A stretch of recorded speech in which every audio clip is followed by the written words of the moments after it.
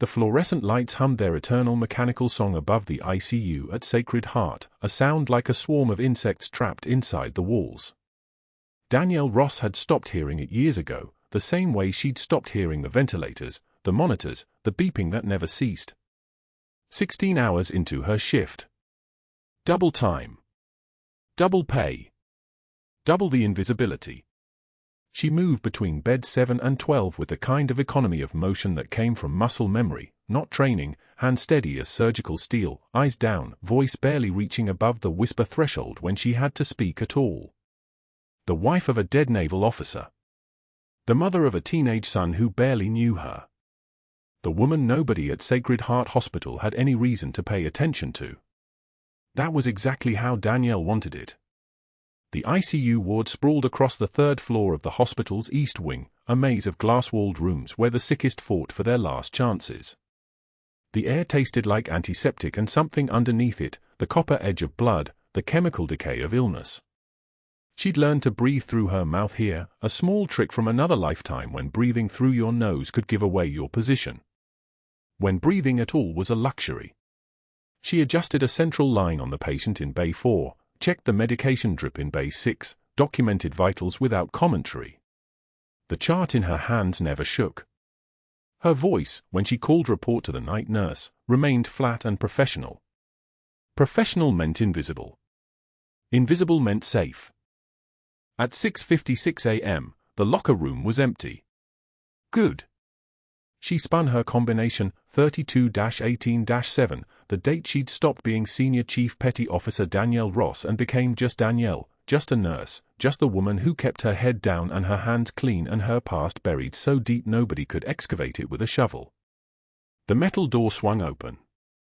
Inside, among the spare scrubs and the hospital-approved compression socks, sat the boots. Combat boots, desert tan, the kind that had walked through Ramadi and Fallujah and 36 fobs nobody outside of classified briefings would ever know about. The leather was cracked from sun and heat and the kind of conditions that broke normal things. The laces were frayed. One heel showed the permanent scuff mark from a ricochet that had missed her calf by 2 inches. She didn't touch them yet. She never did, not until her shift was over and the locker room was completely empty. Instead, she pulled off her nursing shoes, white, rubber-soled, generic, and changed into fresh scrubs for the day shift. Navy blue. Hospital issue. The uniform of someone with no history, no rank, no decorations gathering dust in a storage unit her 17-year-old son had never been allowed to open. She was straightening the locker when she heard the footsteps. Expensive shoes. Good quality leather. Heels that meant authority walking the tile floor. Dr. Sterling. The ICU's attending physician, the man who had built his reputation on other people's competence and his own bureaucratic maneuvering. He appeared at the corner of the locker room door, already in his white coat, already radiating the kind of superiority that came from having the right last name, the right family connections, and absolutely no combat training whatsoever. Ross. His voice carried the weight of someone accustomed to being obeyed. The patient in Bay 9 needs his dressing changed. I want it documented to the minute. She turned. Eye contact brief. Shoulders slightly rounded. The physical language of deference came naturally to her now, the same way a chameleon changes color. 20 years of training and discipline and surviving things that would break most people, compressed into a posture of submission. Yes, doctor. Right away. He didn't respond. He didn't need to. The silence meant her answer was insufficient, or her tone was wrong, or simply that she existed in a space of the hospital he considered beneath his notice. She'd learned not to interpret these moments. Interpretation led to emotion. Emotion led to exposure. She closed her locker and moved past him into the corridor, her badge clipped to her scrubs catching the light as it always did, small, plastic, generic. Just a name and a hospital logo. Nothing about who she'd been. The day shift began like every other day shift. Bay 9 had a 63-year-old with a surgical wound that needed dressing changes every 4 hours. She performed the procedure with hands that remembered field medicine from a desert she was never supposed to discuss. Sterile technique. Proper tension on the closure. Assessment of wound depth and infection risk, things taught in a 2-week trauma medicine course versus things learned in a field hospital in Anbar Province, 2004, with mortars walking rounds 300 meters away and only pressure dressings and triage protocols between you and chaos. The patient thanked her. She nodded. Invisible. Safe. But at 9:33 a.m., Dr. Sterling arrived for rounds, trailing behind him a cluster of residents like ducklings, and the entire rhythm of the ICU shifted. He moved between beds with the confidence of a man who had never failed at anything, or had managed to obscure his failures behind enough institutional power that they'd stopped mattering. He barely looked at his patients. Instead, he looked at his residents, teaching them his particular brand of medicine, the kind that prioritized optics over outcomes, chain of command over clinical judgment. When he reached Bay 11, where a 40-year-old with ARDS was struggling through another night on a ventilator, he made a decision about sedation without reviewing the night shift notes. Danielle had reviewed those notes. She knew the patient's respiratory parameters. She knew that decision was wrong. She moved to the medication drawer. Hand still steady. No trembling. No visible reaction. The resident, a young woman named Chen, sharp and actually competent, was writing the order. Danielle passed her the line quietly. His PO2 was 87 last check. You might want to pull up the trend. Sterling's head turned. His eyes found Danielle like a predator locating prey. Like a man who understood, in that moment, that his authority had been subtly questioned. Not challenged. Questioned. There was a difference, and he knew it. I'm aware of his blood gases, Ross. The use of her last name alone, no nurse, no courtesy title, was deliberate. She nodded and stepped back. Invisible. She turned toward the medication distribution station and continued her work, her hands moving with the kind of precision that came from years of practice in environments where mistakes cost lives. Hands that had inserted central lines under fire.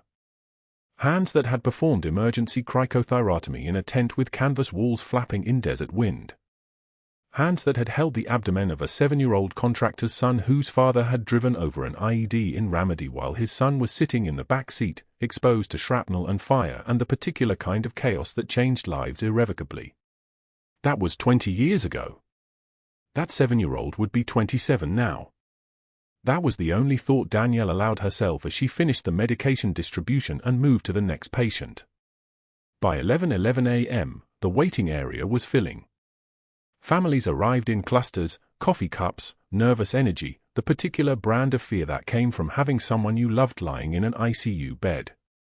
She'd learned not to make eye contact with families. Eye contact suggested compassion, and compassion suggested connection, and connection suggested that she might care enough to stay, to become part of their story, to be more than just the quiet woman in scrubs who appeared and disappeared like a ghost. The ambulance alert came through the intercom at 11:33 a.m. Incoming trauma. 24-year-old male. Ramadi IED. Multiple shrapnel wounds to thorax and left shoulder. The words landed like bullets. Ramadi. Shrapnel.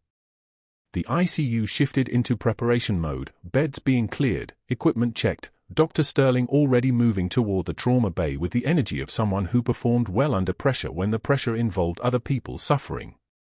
Danielle was the last to move. She waited until the chaos organized itself, until the nurses drew the curtains and prepared the bays for incoming critical. Then she walked to the trauma bay because that was her job, and she was good at her job, and good at her job meant invisible. She stood at the equipment station and waited. Sterling was already there, running through mental checklists, his residents clustering behind him like they would learn something from his posture. The ambulance doors burst open at 12:04 p.m. The paramedics were moving fast, code yellow, not critical yet, but approaching. They wheeled the stretcher in with practiced efficiency, calling vitals, 24-year-old male, penetrating trauma to left chest and shoulder, 3 shrapnel fragments embedded, 1 removed in field, vital stable at present, heart rate elevated but sinus rhythm maintained, respiratory rate 22, O2 sat 91% on high flow. They transferred him to the hospital bed with the kind of synchronized motion that came from having done this 100 times. Danielle could see his face now. Young. Tan. The particular kind of exhaustion that came from having spent months in a deployment zone. And above his left eyebrow, a thin white scar in the precise shape of a half-moon. A scar she had stitched herself in a field hospital in Ramadi on a morning when the temperature was already 108 degrees and the little boy, 7 years old, son of a contractor, caught in his father's IED blast, had been trembling from shock and morphine and the understanding that his world had just changed forever. The scar she'd traced with her finger once, just once, in a field hospital tent while his father slept from exhaustion in the chair beside his son's cot. The scar was still there, 20 years later, older now, part of the young man's face, integrated into whatever he had become. Danielle stood absolutely motionless. Her breathing remained even. Her heart rate remained controlled. The training took over, the kind of training that taught you that your feelings were data points, your reactions were tactical information, your body was an instrument that responded to command, not to shock. Dr. Sterling was already moving toward the patient, already issuing orders about imaging and specialty consults, already performing the role of attending physician in control of a critical situation. None of them knew. None of them could possibly know. The woman standing quietly at the equipment station, the one nobody paid attention to, the one who had stepped outside of her own life and buried it so thoroughly that even her own son didn't understand that the quiet nurse who made his dinner and checked his homework had once held a 7-year-old boy in her arms in a combat zone and promised him everything would be all right. She watched Sterling position himself at the bedside. She watched him examine the wounds with professional detachment. She watched him miss the subtle shift in the patient's breathing pattern at 12:08 p.m., the slight increase in respiratory rate that suggested compensation for pain he wasn't fully reporting. She watched him order imaging that was correct but not urgent enough. And she said nothing. Invisible. Safe. The boots remained in her locker. The past remained buried. She moved to check the cardiac monitor and took note of a sinus rhythm that would, within 6 hours, lead to a crisis that Dr. Sterling would not be prepared to handle. Martinez's sinus rhythm held steady through the afternoon shift, his oxygen saturation climbing to 94%, the monitors singing their mechanical lullaby in the language Danielle had spoken for 2 decades before she learned to forget it.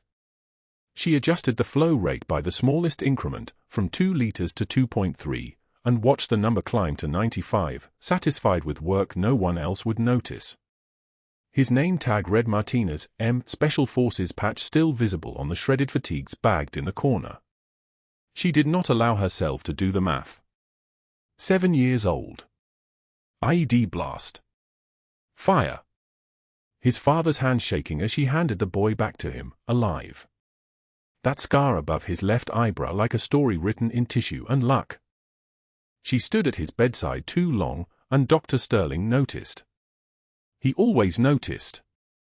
The way his eyes tracked her across the unit, the tightness in his jaw when she explained a finding with clinical precision, when she caught things before the residents did. Sterling had mastered the art of control through deference, had built his entire career on a hierarchy that elevated his mediocrity into authority, and Danielle Ross, quiet, competent, invisible, threatened the architecture of his self-regard simply by existing well. That afternoon, he called her into the break room where 4 other nurses sat eating lunch, their trays arranged like a jury. "Nurse Ross," he announced, loud enough for everyone to stop chewing. "Your uniform violates hospital policy. That's a write-up." He pointed to her name badge, clipped slightly to the left instead of dead center. The fluorescent lights overhead hummed their constant frequency. Danielle took one measured breath, the kind that comes from years of taking fire without flinching, and felt a single tear form, unbidden, unwelcome. She wiped it away without breaking eye contact, without apology, without excuse. "Yes, sir. I'll correct it immediately." The other nurses exchanged glances. One of them, Jennifer from day shift, actually gasped. Sterling seemed disappointed by the lack of collapse, by her refusal to crumble, and he left the break room with the look of a man whose script had been interrupted. Danielle sat alone at the table for the next 4 minutes while the other nurses gathered their things and filed out, leaving their half-eaten meals like evidence. 2 days later, Sterling entered Martinez's room while his parents sat beside the bed. The boy was still sedated, still stable, his left lung re-expanding beautifully under the ventilator's mechanical insistence. Sterling flipped through the chart with the theatricality of a prosecutor presenting evidence. "Nurse Ross has been overstepping her scope of practice," he announced, speaking to the parents but performing for the medical students who'd filtered in behind him, sensing an audience. "Spending excessive time with patients. Making clinical observations beyond her training. We have protocols for a reason." He paused for effect, his voice dropping into the register of false concern. "I'm concerned about boundary issues." Martinez's mother blinked. His father's hands clenched into fists. Sterling continued, turning a page of the chart with deliberate slowness. 20 years of bedpans does not a clinician make. Clipboard nurse here seems to think she's qualified to practice medicine. The medical students laughed nervously. Sterling smiled at them like a predator who'd just fed. Danielle stood in the doorway. She'd come to check the 4-pump, and absorbed each word with the discipline of someone who'd absorbed worse. Tracer fire. Explosions that turned buildings into weather. The sound of a child screaming in Arabic. Another tear escaped, this one she didn't wipe away, letting it trail down her cheek as if her face belonged to someone else entirely. "Sir," she said, her voice like still water, like the calm that comes from having already survived the worst, "I was simply ensuring our patient received the standard of care I'd want for any son who served." The room went silent. Sterling's smile faltered for 1/2 second before solidifying back into place. "Your wants are irrelevant, nurse." But that wasn't the worst part. The next morning, Danielle entered the break room for her shift change and 6 nurses immediately stood, gathering their things, leaving their half-eaten meals still steaming on the table. Not slowly. Not subtly. They left because Sterling had activated his network, because the unit board in the hallway now displayed her write-up, "Nurse Ross, failure to maintain professional standards," where every staff member, every visitor, every patient's family could see it. The notation was clinical, damning, permanent as a scar. She walked past it without stopping, but her hands trembled when she reached the supply closet, trembled when she grabbed the oxygen cannula tubing, trembled when she closed her eyes for exactly 6 seconds and reminded herself that she had survived worse, she had survived so much worse, that the trembling was not fear. It was restraint. Sterling made his moves with the precision of a surgeon. That same afternoon, he called his brother-in-law on Sacred Heart's hospital board, speaking in careful euphemisms about a nurse with concerning background patterns and questions about her previous employment history. He contacted the temp agency Danielle had used when she first arrived in Savannah 4 years ago under her married name, Morrison, asking pointed questions about her references, about the gap in her work history between 2017 and 2018, about why her prior employer had listed her position as classified assignment unavailable for reference. He brought in an outside consultant from Atlanta, a physician peer review specialist named Dr. Hendricks who'd built a career on finding liability problems. Sterling flagged Danielle's personnel file for pattern analysis. 3 days. That's how long he gave himself to build the case. Meanwhile, Danielle lingered at Martinez's bedside during her breaks, watching his vitals with the focus of someone monitoring a piece of her own heart that had somehow ended up in this hospital in Savannah instead of remaining in the past where it belonged. She didn't speak to him, his sedation was too deep, his parents too present, but once, when his hand twitched in sleep, she covered it with her own for exactly 3 seconds. Skin to skin. The warmth of him. The proof that he was alive because she had been alive. Because on a day in Ramadi she had made choices that rippled across 20 years and landed here, in this moment, in this sterile room with beeping monitors and her son's heartbeat under her palm. Martinez's father watched her. He said quietly, "Do you know our son?" She met his eyes and lied, "No, sir. I just want him to recover." That night, she drove to the cemetery where her husband was buried, parked in the lot, and sat in her car for an hour unable to get out. The dashboard clock read 9:44 p.m. Rain hammered the windshield like gunfire, like applause, like judgment. She hadn't told anyone where Senior Chief Petty Officer Danielle Ross went when she disappeared from Naval Records 3 years ago. Not her sister in Charleston who called every Sunday asking if she was okay. Not her 17-year-old son who thought his mother was just a nurse with a second-shift job at a hospital in Georgia. The nightmares had become unbearable, waking up choking on phantom sand, gasping like she was drowning in the desert, her hands shaking so badly she couldn't hold her coffee cup. The VA psychiatrist had said the words medical retirement and she'd walked out mid-session, driven to a motel in South Carolina, and paid cash for a new name, a new life, a new version of herself that nobody would recognize. Her son called, "Mom, you okay?" "Just working late, honey. I'll be home by midnight." Another lie added to the collection. She was becoming fluent in lies, becoming the kind of person who could stand in a break room while her reputation was dismantled one write-up at a time and respond with tears that looked like humanity instead of rage. In his office on the 3rd floor, Dr. Sterling made one final phone call. He waited until 8:15 p.m., when the hospital had dimmed into its night shift rhythm, and dialed hospital security. He left a voicemail with the precision of a man who'd been planning this trajectory for days. "I need you to be ready to escort someone out tomorrow. She's a liability. I'll send the paperwork in the morning and we'll handle it quietly before shift change. Make sure you document everything." He ended the call and looked at the framed diploma on his wall. Johns Hopkins, class of 1998, top 3%. He had become exactly the man he'd always intended to be. 2:47 in the morning. The ICU at Sacred Heart holds its breath like a living thing, monitors breathing in rhythm with the patients they guard, fluorescent lights casting everything in the color of exhaustion. Danielle stands 3 beds down from Martina's, charting vital signs with the mechanical precision of someone who has learned to disappear into her work. She hasn't slept in 36 hours. The coffee from the break room sits untouched on the supply cart because sleep deprivation tastes better than caffeine at this stage, and at this stage, she is somewhere between ghost and instrument. Martinez's oxygen saturation has been stable. 96%. Good. His chest tubes are draining clear fluid, the post-operative protocol running like clockwork through its 5th night. She'd checked him at 2:30. All normal.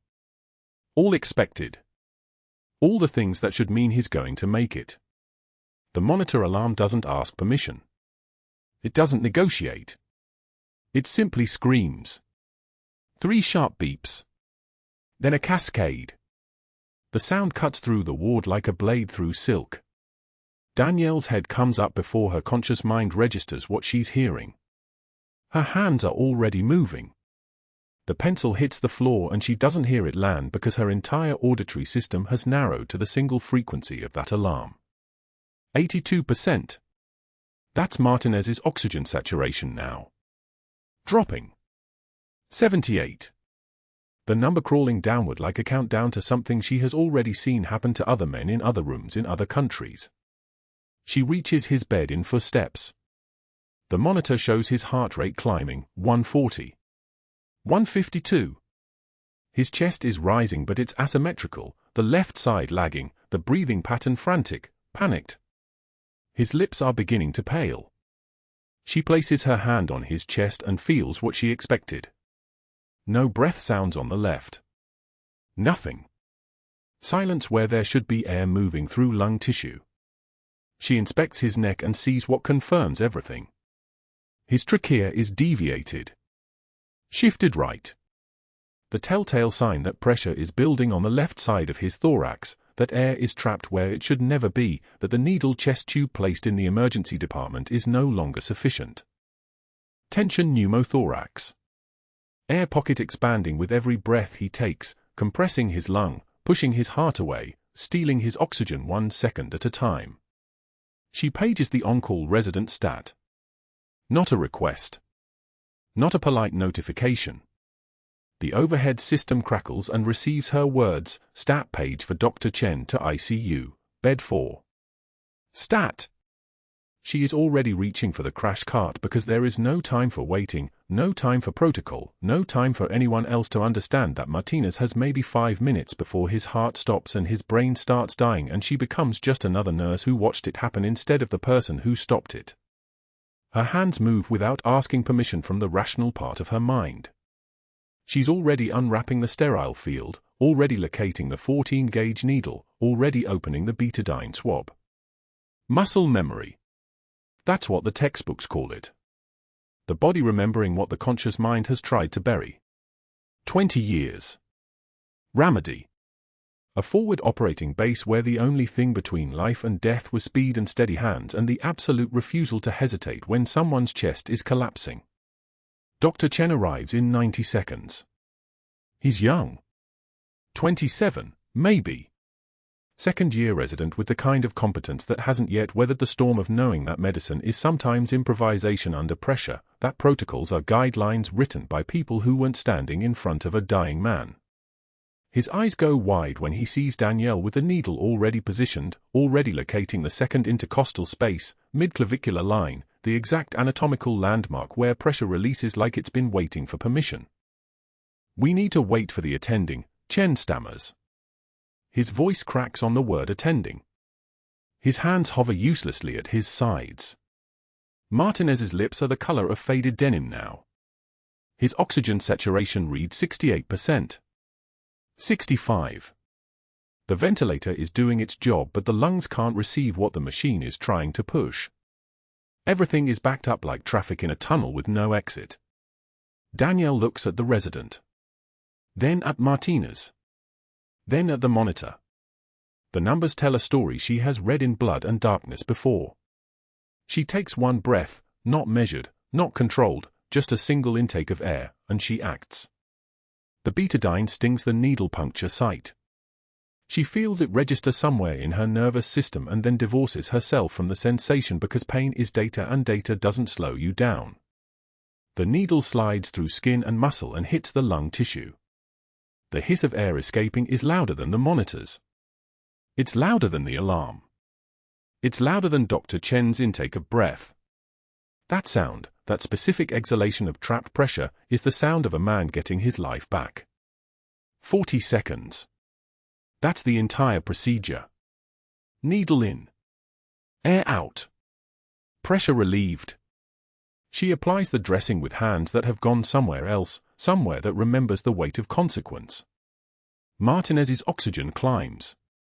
72. 78. 84. His heart rate drops from 150 to 120. His color improves like someone is turning up the saturation on a faded photograph. His breathing synchronizes with the ventilator. Becomes purposeful instead of desperate. Danielle withdraws the needle. Her hands are shaking violently now. Not from fear. Not from anything she can explain to anyone who hasn't been where she's been. The trembling is what comes after, the nervous system's way of remembering that she was somewhere else 5 minutes ago. She documents the procedure with a steadiness that contradicts the vibration in her palms. 14-gauge needle decompression. Second intercostal space. Immediate improvement in oxygenation and hemodynamics. She uses the word hemodynamics like she's reading from a textbook written by someone else. Dr. Sterling arrives at 12 minutes past 3. He's been summoned by Dr. Chen's panic page, which contained the words unauthorized procedure and needle decompression and all the other words that sound like accusations when said in the voice of someone afraid. Sterling takes in the scene with the kind of attention that a predator pays to wounded prey. His eyes move from Martinez, stable now, improving, to Danielle, standing there with gloved hands and that expression that never changes, to Dr. Chen, pale, nervous, already rehearsing his explanation. "You performed an invasive procedure without authorization," Sterling says quietly. The quiet is worse than shouting. Quiet is the voice of someone who knows he's holding all the power and doesn't need to raise it to make himself heard. That's not nursing. That's practicing medicine without a license. His words sit in the air like smoke. Like poison. Like something that will cloud everything she breathes from this moment forward. Danielle takes one measured breath. Not composure. Not restraint. Just the simple act of inhaling before speaking. He was dying. Sterling smiles. It's the smile of a man who has just been handed exactly what he needed. He was waiting for proper care. Now you're suspended pending investigation. Security will escort you out at shift change.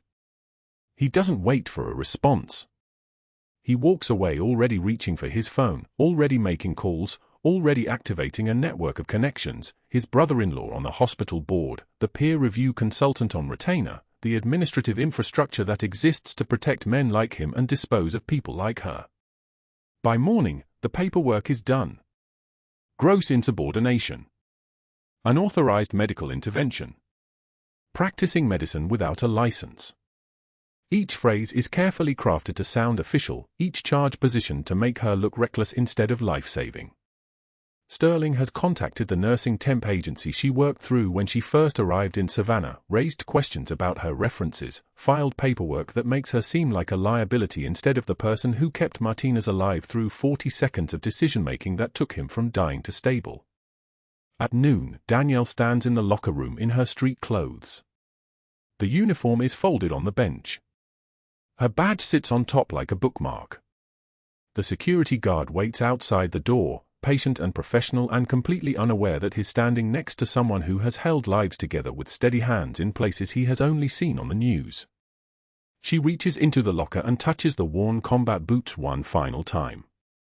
20 years these boots have carried her. Through Ramadi.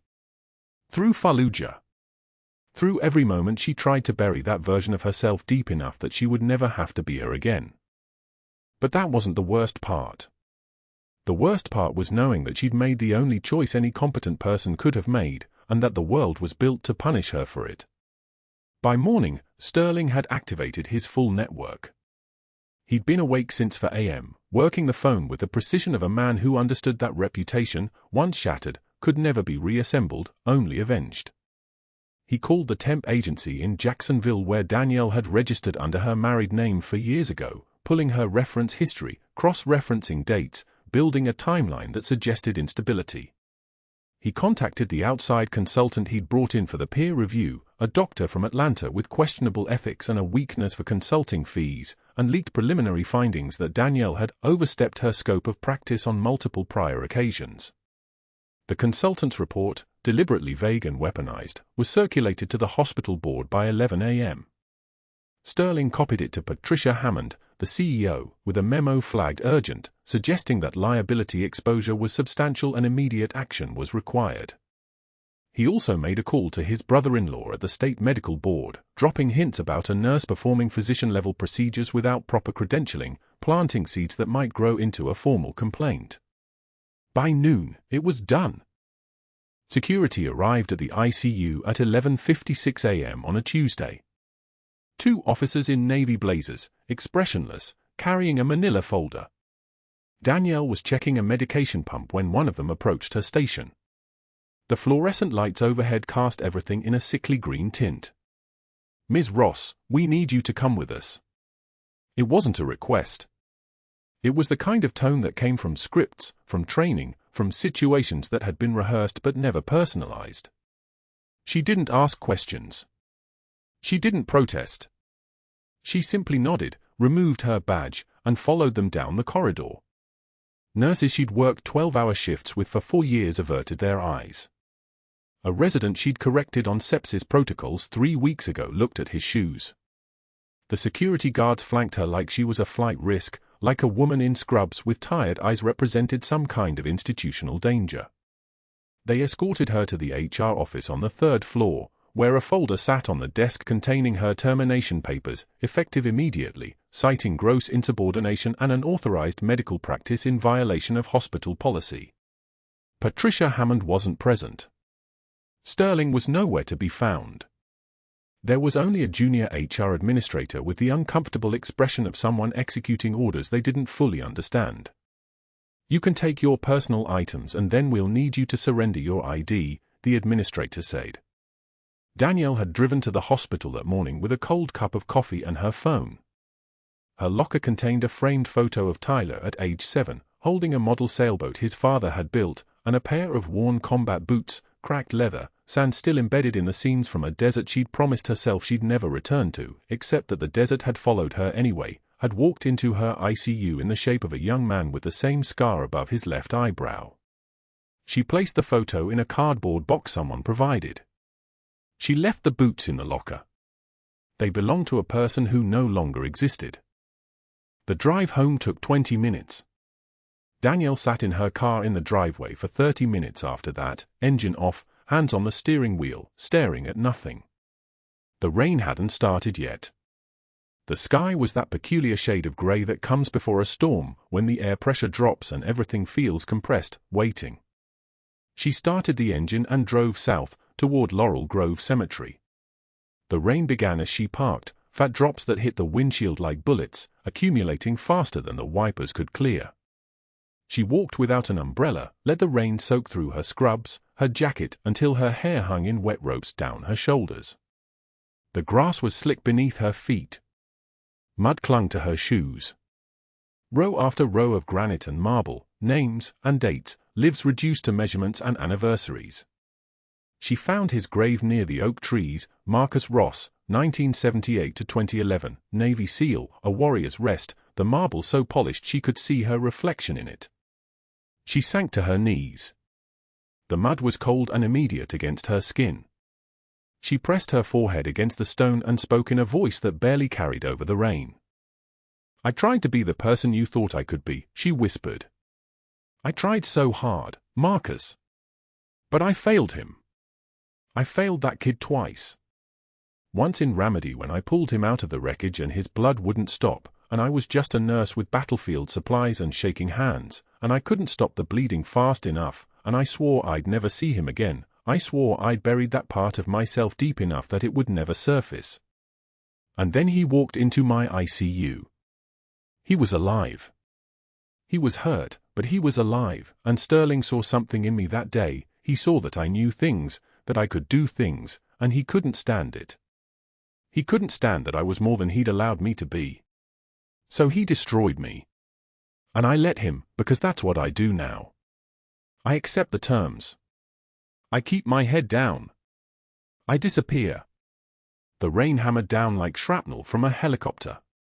She stayed there for an hour, soaked through, shaking, until her skin had taken on the temperature of the stone beneath her forehead.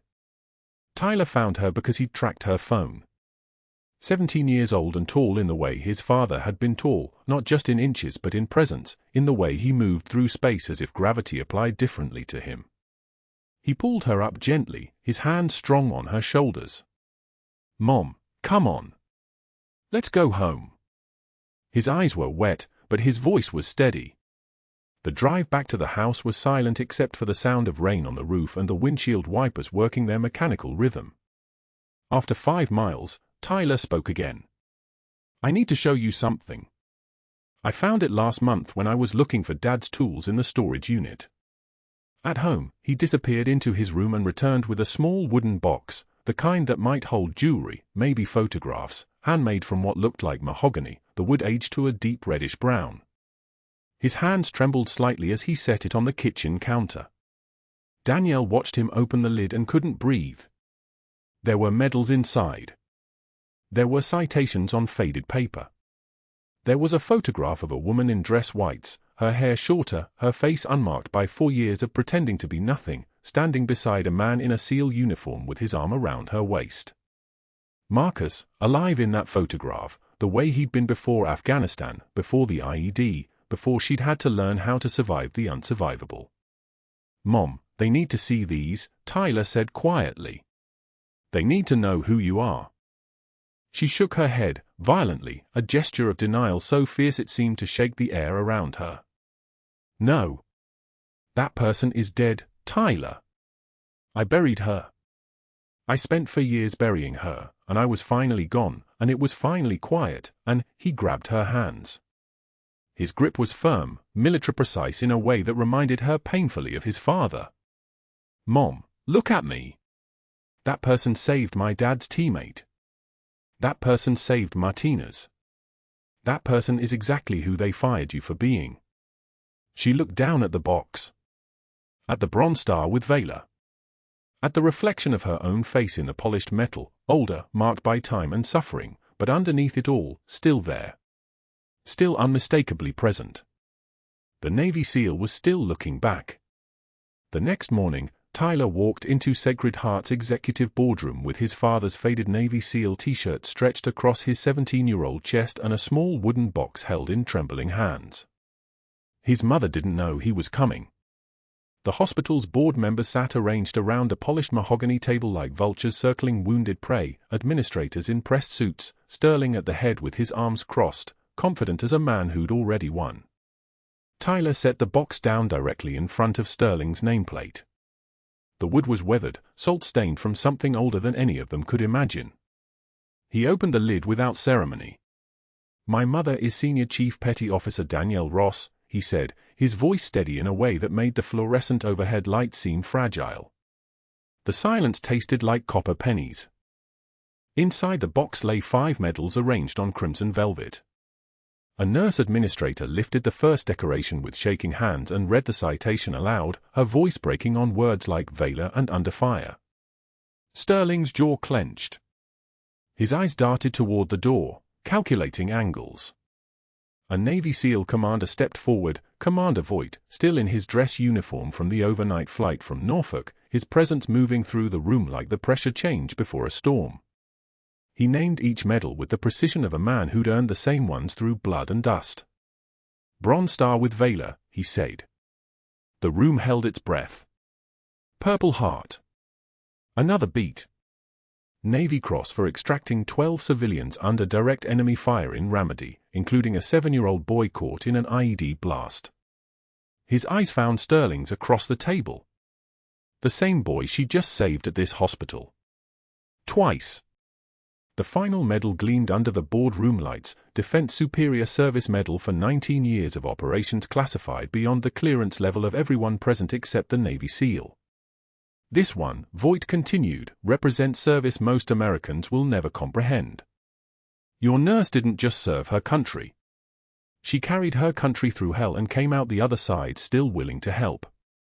The sound of the medals being set back in the box was louder than it should have been. An FBI agent in a charcoal suit stepped forward from the corner where he'd been standing silent as a predator. His badge caught the light. "Dr. Marcus Sterling, we're investigating your attempts to delete security footage from Trauma Bay for on the night of December 15th, he said. Hospital IT specialist, Marine veteran named Garrett Hayes, preserved every frame. Federal complaint for obstruction of justice was filed at 0600 this morning." Sterling's mouth opened. Nothing emerged. The agent continued as if he'd heard nothing. "You'll be cooperating with the Georgia Medical Board. They're already reviewing your peer review documentation, your patient record alterations, and your unauthorized access to Miss Ross's personnel file. The consultant from Atlanta submitted her report 12 hours ago. She cleared Nurse Ross of all charges and cited you for gross misconduct." Hayes, the IT specialist, had been saving everything, every keystroke, every deleted file, every attempt to rewrite the record of what had actually happened that night. He'd fought in Kandahar with 3rd Battalion Marines. He recognized a warrior when he saw one. He'd made his choice the moment he watched the footage of Danielle's hands moving with the certainty of someone who'd done this before, in worse places, with fewer options. The investigation moved fast. Within 2 weeks, the Georgia Medical Board suspended Sterling's medical license pending formal proceedings. The discovery process revealed everything: falsified peer reviews designed to bury Danielle's personnel record, manipulated patient charts, HIPAA violations where he'd accessed Martinez's file repeatedly without clinical justification, searching for anything he could weaponize. His brother-in-law on the hospital board resigned quietly, accepting a consulting position at a healthcare company upstate to escape the fallout. Martinez, now conscious and healing in a private room, gave a sworn statement to the FBI. His voice on the recording was steady as polished steel. "Dr. Sterling told me Nurse Ross was unreliable," Martinez said into the camera. "He changed my pain medication orders without explanation. He reassigned her away from my room. He told me she was pushing her authority beyond her scope." A pause. "But she saved my life twice." Once when I was 7 years old in Ramadi, and once 3 nights ago when she didn't hesitate. When Dr. Sterling froze, she moved. That's the difference between someone with a title and someone with true service. The local news picked up the story within hours. Decorated Navy veteran fired for saving soldier's life, hospital investigates doctor, the headline read, and it traveled faster than Sterling's attorney could draft a response. His law firm dropped him on a Thursday afternoon. His wife filed for separation on Friday. He was evicted from his medical office suite when the landlord discovered Sterling's name would soon be associated with termination and fraud. The lease was terminated with 2 weeks' notice. 6 weeks later, Sterling sat at a folding table in a strip mall on Victory Drive between a nail salon and a shuttered pawn shop, under a handwritten sign that read Sterling Insurance, Low Rates. A dusty television mounted in the corner of his temporary office showed local news on a perpetual loop. He couldn't afford to turn it off. The silence when it wasn't running was worse than the coverage. A potential customer walked past the glass door without stopping. Sterling's phone rang. He recognized the Georgia Medical Board's number. He let it go to voicemail. He already knew his medical license was suspended indefinitely pending formal revocation proceedings. He'd lost everything he'd built, 20 years of careful positioning, networking, controlled intimidation, and institutional protection. All of it evaporated in 72 hours. Meanwhile, in a modest home on East 54th Street, Danielle stood in her bedroom trying on her dress white uniform for the first time in 3 years. The fabric still carried the salt-starch smell of Navy dress uniforms, preserved through for years in a cedar chest she hadn't opened since her husband died. It still fit. Tyler helped her pin the medals in precise order: Bronze Star, Purple Heart, Navy Cross, Defense Superior Service Medal, each one positioned with the exactness of someone who'd watched military ceremonies his entire life. His fingers trembled slightly as he adjusted the Navy Cross. "Dad would be proud," he whispered, his voice carrying the weight of a question and a statement simultaneously. Danielle touched the Navy Cross and didn't answer. Words weren't what this moment required. Commander Voigt arrived at 1,430 hours in a staff car with government plates. His presence filled the small living room like displaced air. "The President wants to meet you, Senior Chief," he said. "Martinez will be there. You saved his life twice, and he made sure the right people knew your story." The drive to Hunter Army Airfield took exactly 20 minutes. A CR-17 Globemaster waited on the tarmac, nose pointed toward Washington, D.C. and everything Danielle had spent for years trying to leave behind. She climbed the stairs, turned to look back at Savannah one last time, the Spanish moss hanging from live oaks like ghosts refusing to leave, and then she was gone. 6 months later. The Rose Garden. White House. Danielle Ross stood at attention in dress whites, every medal gleaming in December sunlight, her son Tyler and her sister in the front row. Martinez stood beside her in his dress uniform, still healing but standing with the posture of a man who'd learned to carry weight. The president stepped forward with another medal, the Presidential Citizens Medal for service to the nation beyond the call of duty.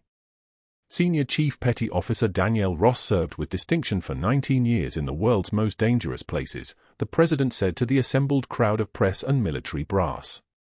When her service ended, she continued to serve as a nurse, and when a young soldier's life hung in the balance, she did not hesitate to use every skill she possessed to save him, just as she'd done 20 years before when that soldier was a child. The medal was pinned to her chest. Martinez saluted her, tears streaming down his face in a way that made silence more powerful than any words. "Thank you, Senior Chief. For everything." In the Savannah Strip Mall, Sterling sat at his folding table watching the ceremony on the dusty television. The volume was muted. He didn't need to hear it. The image was enough: Danielle in white, medals gleaming, the president's hand on her shoulder, a young soldier saluting with the intensity of someone honoring a savior. Sterling's phone rang again. He turned off the television and sat in darkness, his hand resting on the folding table that represented everything he had left. Outside, Victory Drive traffic moved past without stopping. Somewhere, the silence was broken only by the hiss of air pressure escaping from a world that had finally seen him clearly. Back in the Rose Garden, a reporter asked Danielle the question everyone wanted answered: what would you say to people who think they need authority or a badge to make a difference? She looked directly at the camera, her voice clear and steady, carrying the weight of 19 years of service and 4 years of silence and the voice of someone who'd finally stopped running from who she was. You do not need a badge or a gun to be a warrior. You just need to be willing to act when others freeze, to stand when others kneel, and to remember that service doesn't end when you take off the uniform, it's who you are. The camera held on her face for 3 seconds, then pulled back to show Martinez beside her, Tyler in the crowd, and Commander Voight standing at parade rest with something that might have been pride moving across his features like wind across still water. The ceremony ended not with applause but with the sound of military precision, boots on marble, uniforms snapping at parade rest, the quiet power of institutional recognition finally honoring someone who'd earned it 1,000 times over before anyone knew her name. That's the moment a truly great story reveals itself, not in the triumph, but in the fact that the hero was never broken, never actually invisible, just temporarily unseen. Thanks for listening. If this story moved you, please hit that subscribe button, like this video, and drop a comment about a time you were underestimated by someone who didn't know your full story. We'll catch you in the next one.